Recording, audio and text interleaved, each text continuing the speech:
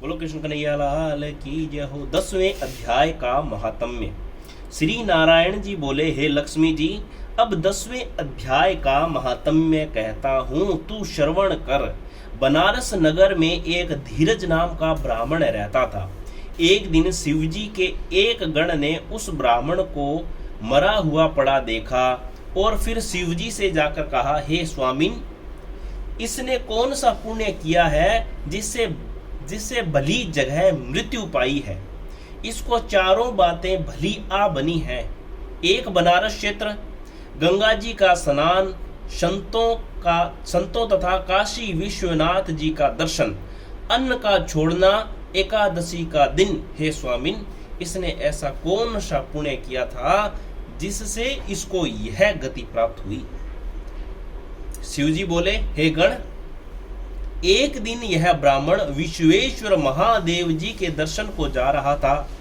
मार्ग में धूप की गर्मी के कारण इसका दम घुटने लगा और चक्कर खाकर मंदिर के निकट गिर पड़ा। इतने में श्रृंगड़ों नाम का गण आया। देखा तो ब्राह्मण मूर्छित पड़ा है। उसने जाकर शिवजी से कहा, हे भगवान, एक ब्राह्मण आपके दर्शन को आया है, वह मूर्छित पड़ा है। शिवजी बोले, हे श्रृंगड़ो, इसके पिछले जन्म की कथा मैं कहता हूँ। एक समय कैलाश पर्वत पर पार्वती और हम बैठे हुए थे। एक हंस मेरे दर्शन को आया। वह हंस ब्रह्मा का वाहन था। ब्रह्मलोक से मानसरोवर को जाता था। उस सरोवर में सुंदर कमल के फूल थे। वह हंस एक कमल को लांघने लगा। उसकी परछाई कमल पर पड़ी तो वह हंस श्याम वर्ण हो आकाश में गिर पड़ा। तब उसी समय उस मार्ग में मेरा एक गण आया।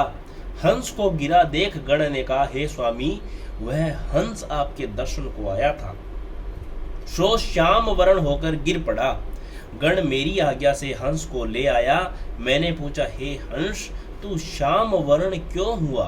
हंस ने कहा, मैं आपके दर्शन को आ रहा था। मान सरोवर में कमल के फूल खिले हुए थे, उनको लांघ कर आया। उससे मेरी देह श्याम वर्ण हो गई और मैं आकाश से गिर पड़ा। कारण मैं नहीं जानता। यह सुन शिवजी हंसे। तब आकाशवाणी हुई कि हे शंभु जी, कमलिनी से पूछो, वह कहेगी।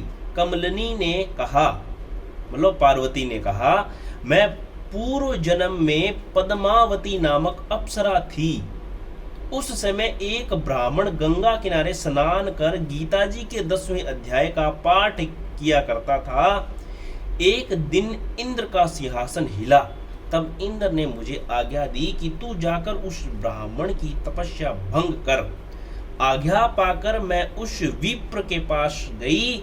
उस विप्र ने मुझे शाप देकर कहा, हे पापिनी, तू कमलिनी हो जा।